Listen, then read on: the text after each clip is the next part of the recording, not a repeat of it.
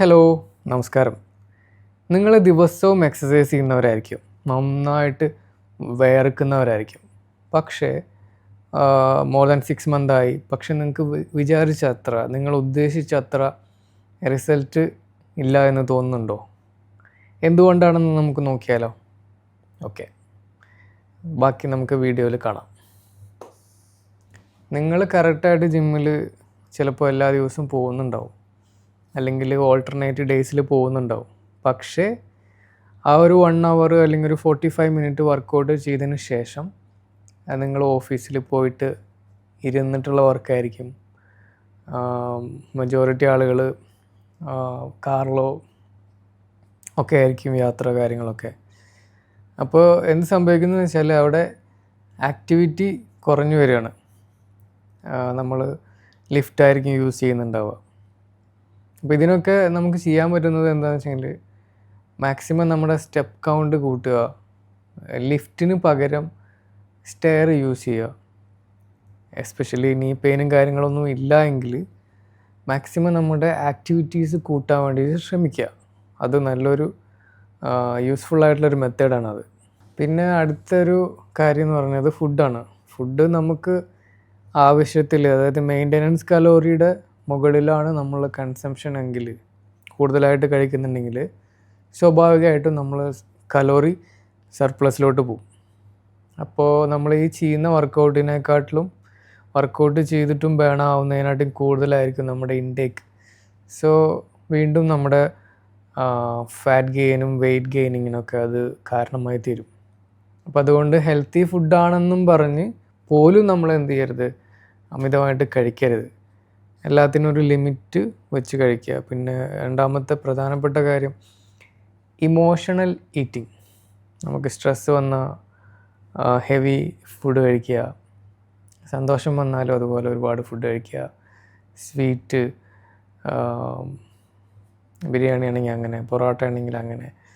So ഇതൊക്കെ complete ആയിട്ട് ഒഴിവാക്കണം എന്നല്ല, ഇതിൻ്റെയൊക്കെ ക്വാണ്ടിറ്റി കുറയ്ക്കുക. അപ്പോൾ 4 എണ്ണം കഴിക്കുന്നവരാണെങ്കിൽ 3 ആക്കുക, 3 എണ്ണം കഴിക്കുന്നവർ 2 ആക്കുക. അങ്ങനെ അതിൻ്റെ ആ ഒരു ക്വാണ്ടിറ്റി കുറച്ച് നിങ്ങളുടെ മെയിൻ്റെനൻസ് കലോറി എത്രയെന്ന് മനസ്സിലാക്കിയിട്ട് ആ ഒരു ഫുഡിൻ്റെ അളവ് നിങ്ങൾ ഫുഡ് കീപ്പ് ചെയ്യാൻ വേണ്ടിയിട്ട് ശ്രമിക്കുക.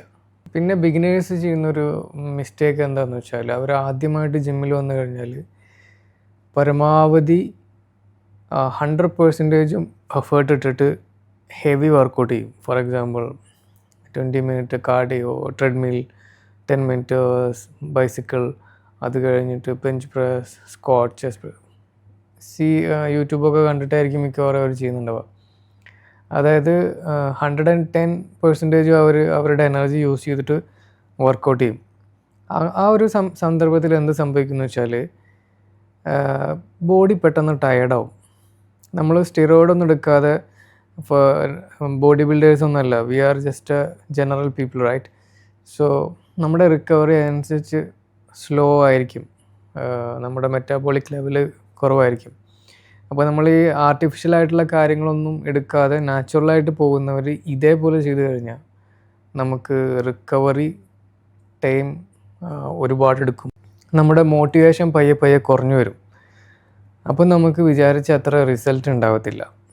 നമ്മൾ സസ്റ്റൈനബിലിറ്റിയാണ് ഇമ്പോർട്ടൻറ്റ്. അതായത് ഒറ്റ ദിവസം കൊണ്ട് മോട്ടിവേഷൻ വന്ന് നമ്മൾ ഓവർ വെയ്റ്റ് ഒക്കെ എടുത്ത് ഇഞ്ചുറി വന്ന് ചെയ്യുന്നതിനായിട്ട് നല്ലത് സ്ലോലി ആൻഡ് സ്റ്റഡി ആയിട്ടുള്ള മെത്തേഡ്, നമുക്ക് സസ്റ്റൈനബിലിറ്റി ഉള്ള മെത്തേഡ് ഫോളോ ചെയ്ത് നമുക്കൊരു ട്രെയിനേഴ്സിനെ ഹയർ ചെയ്ത് പ്രോപ്പറായിട്ടുള്ള സിസ്റ്റമാറ്റിക് ആയിട്ടുള്ള എക്സസൈസ് കാര്യങ്ങളൊക്കെ ചെയ്യുക.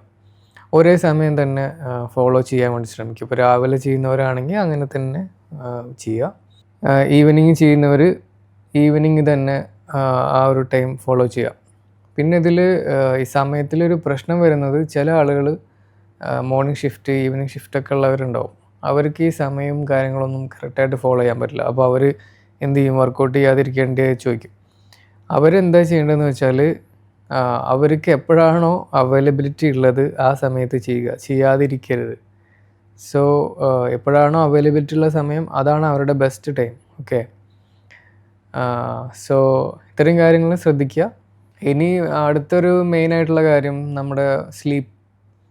അപ്പോൾ നിങ്ങൾ വർക്കൗട്ട്, ഫുഡ്, ഇപ്പോൾ ഈ പറഞ്ഞ പോലെ എല്ലാ കാര്യങ്ങളും എല്ലാം ഓക്കെയാണ്. പക്ഷേ സ്ലീപ്പ് കറക്റ്റ് അല്ലെങ്കിൽ, പ്രോപ്പറായിട്ടുള്ള ഡീപ്പ് സ്ലീപ്പ് നിങ്ങൾക്ക് കിട്ടിയിട്ടില്ലെങ്കിൽ പ്രോപ്പറായിട്ടുള്ളൊരു റിക്കവറി ശരീരത്തിൽ നടക്കില്ല. അപ്പോൾ ആ സ്ക്രോളിങ് കാര്യങ്ങളൊക്കെ ഒഴിവാക്കിയിട്ട് നിങ്ങളൊരു സ്ലീപ്പിംഗ് ക്ലോക്ക് അല്ലെങ്കിൽ ഒരു ബയോളജിക്കൽ ക്ലോക്ക് ബോഡിയിൽ സെറ്റ് ചെയ്യാൻ വേണ്ടിയിട്ട് ശ്രമിക്കുക. ഒരു കൃത്യമായ സമയത്ത് 10 മണിയാണെങ്കിൽ ആ സമയത്ത് കിടന്ന് ഉറങ്ങി അതിൻ്റെ മുന്നേ തന്നെ ഈ റൂം ടെമ്പറേച്ചറൊക്കെ ഒന്ന് ഓർഗനൈസ് ചെയ്ത് ഡാർക്ക്നെസ് ആക്കി പ്രോപ്പറായിട്ട് ഉറക്കം വളരെ ഇമ്പോർട്ടൻ്റ് ആണ്. അത് ശ്രദ്ധിക്കുക.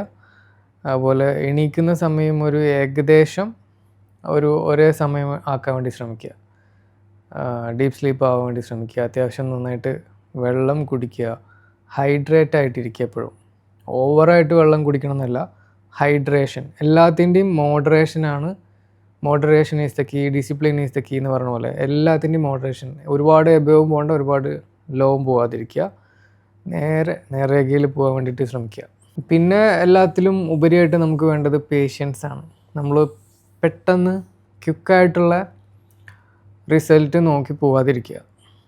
അത് സസ്റ്റൈനബിൾ ആയിരിക്കില്ല എന്ന് മനസ്സിലാക്കുക. എസ്പെഷ്യലി കല്യാണം, പാർട്ടി, അത് ഇതൊക്കെ വരുമ്പോൾ നമ്മൾ പെട്ടെന്ന് ഒരു 3 months ടാർഗറ്റ് വെച്ചിട്ട് നമുക്ക് ഇങ്ങനെയൊക്കെ ചെയ്യാം അങ്ങനെയൊക്കെ ചെയ്യാമെന്ന് പറഞ്ഞിട്ട് കുറേ ആൾക്കാരുണ്ട്. അത് മാക്സിമം അവോയ്ഡ് ചെയ്തിട്ട് ഒരു ലോങ് ടൈം ഗോള് നിങ്ങൾ സെറ്റ് ചെയ്യുക. അപ്പോൾ അത് ഒരു സസ്റ്റൈനബിളായിട്ട് പോവും. സോ ഇത്രയും കാര്യങ്ങളാണ് ഇന്നത്തെ വീഡിയോയിൽ പറയാനുള്ളത്. നിങ്ങൾക്ക് ഈ വീഡിയോ പറഞ്ഞ കണ്ടൻറ്റ് ഉപകാരപ്പെട്ടെങ്കിൽ ഫോളോ ചെയ്യുക, സപ്പോർട്ട് ചെയ്യുക. Thank you so much. വീണ്ടും ഇതുപോലെ വേറൊരു വീഡിയോ ആയിട്ട് കാണാം. Thank you so much.